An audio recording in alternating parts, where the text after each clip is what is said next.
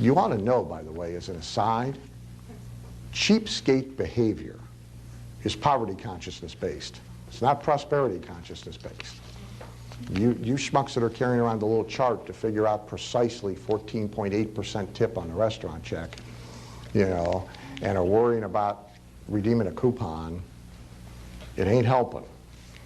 So we got $100. We put 10 of them into our wealth account. We lock it up. It's our wealth account. We only take the money out for things that build our wealth. Just about everybody has no problem with that. When I heard it, I didn't have any problem with it. Okay, I get that, because I still got the 10, right? I just took it and I put it over here, but I still got it. Right? It's still mine and it's growing, right? So that I got. Okay? It's the other part of the math that's kind of difficult to get, right? Because you take the 10 and you make it go away. And somehow now you got more money, not less money. I said, no, I don't buy that. The odd thing about it is, he's right. Okay? And the principle's on one of the pages here. I don't know what the devil it is now, but here it is right here.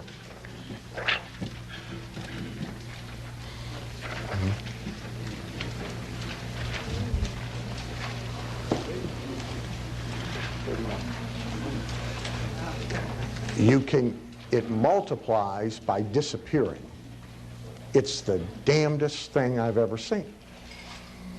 You give it away and you somehow wind up with more of it coming in. And you can't possibly believe it until you do it. Hey, doesn't take long though. Try it for a month. A month. You'll see the results. It makes no sense. There's not a math course in the world. Makes no sense. But it happens. Now, here's a real important caveat, though. Your next page. Here's one you guys may not like so well.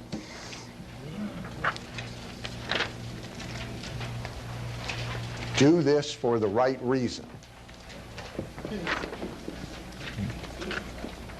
This is strategy, not obligation. It's the only way I ever bought it. So maybe it'll help some of you buy it. See, most people's giving is all reactive. It's forced upon them. It's sold to them. They're put into a confined space and guilted into doing it. No offense intended, but that's the church service. We put them in a confined space. We pass the plate from person to person. We make sure we have a plate where you hear things when you drop them in, just like the metal tray in a slot machine in Vegas. Okay. And everybody feels like a schmuck if they don't put something in. Now, every once in a while, somebody takes one out. Okay. And a few people figure out they can have a little thing and bang it against the side of the plate. But well, look. But basically, it works. Works with a small group, works with a big group. Works if it's Benny Hinn with 10,000 people in an arena, works if it's 30 people in a country. United Appeal, 80% of the money is raised where? In the workplace, under pressure. Almost all nonprofit charity fundraising requires all the same marketing principles we use to sell stuff. They just don't deliver anything tangible for the process. But almost all giving is done for the wrong reasons. It's done because they're guilty about what they have. Now, here's a real clue. The really wealthy people don't give for those reasons. The Ted Turners and the Bill Gates of the world are not giving out of guilt or compulsion or obligation. They're giving for very practical reasons. On one side of the practical ledger, they're giving because they're buying PR. They're buying it. On the other side of the practical ledger, they're giving because they have figured this thing out. One way or another, they have discovered this odd financial formula that you give it away and you get it back plus some, which makes no sense. But it works that way. But you should be doing it for the right reasons. Now, the last thing, of course, to talk about is who do you give it to? Far be it from me. And it don't matter. Your choices are your choices.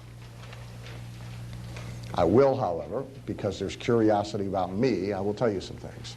I'm not a big fan of organized charities. I've done enough work for enough of them that, with rare exception, I'm not a big fan. They're too close to the government in their economics.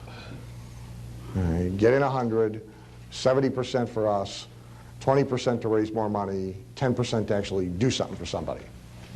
Not my favorite formula. Give you a little inside secret a lot of people don't know. If you give to any one of the big charities and you get their annual report, there's going to be a wheel in it, you know, a diagram, and it's going to show how much money went to services, how much money went to education, how much money went to overhead, etc. And one of the big ones is education. Here's what counts as education.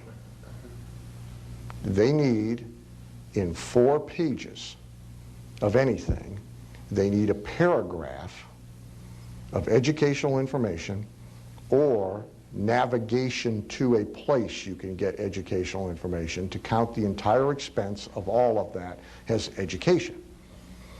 So I can take a fundraising letter and I can put a whole paragraph at the bottom of it that says if you suffer from X, whatever the X is we're raising the money for, then you can go to www.what's-this and get information about X. And I can take the whole cost of the fundraising mailing and not show it in fundraising, I can show it in education. There's a similar little glitchiness to services. So if you really want to know the deal, you take the wheel and you take about 2/3 of what's in services out and move that over to fundraising. And you take about 2/3 of what's in education out and move that over to fundraising, and now you got the right wheel. That still may not dissuade you, and that's okay, but a lot of what I choose to do is direct. And there's a habit that goes with this I would suggest to you. I think it's a good habit. Over-tip the people who do a good job. Most of these working folks are, first of all, working harder than you are, but secondly, most of them, you know, are raising families, they're paying bills, and they don't know what we know. They're economically ignorant. So they don't know how to fix where they are. But they do good work. Over-tip them. It counts. I go on a trip, I take $100 out of my giving account, I get it divided into tens, and I over-tip. Okay? For me, that counts. It's also another reinforcement habit. Because just like making a giving deposit twice a day, if you're giving away the money 10 times a day. Rockefeller used to take rolls of pennies, when a penny was worth something, with him every day and give pennies out to the street urchins. Start the day with 2 rolls of pennies every day and give away pennies. Now, why did Rockefeller do that? If you've read anything about Rockefeller, you can't possibly think it's because he had this enormous amount of love and compassion and concern for the street urchins. That wasn't it. Somehow he got somewhere, give away a bunch of pennies, somehow I get more dollars. Amazing he never figured out give them dollars. Give them $1. So there's the mechanics of this whole process. It's as weird as the day is long, and if you do it for 30 days, you'll never stop.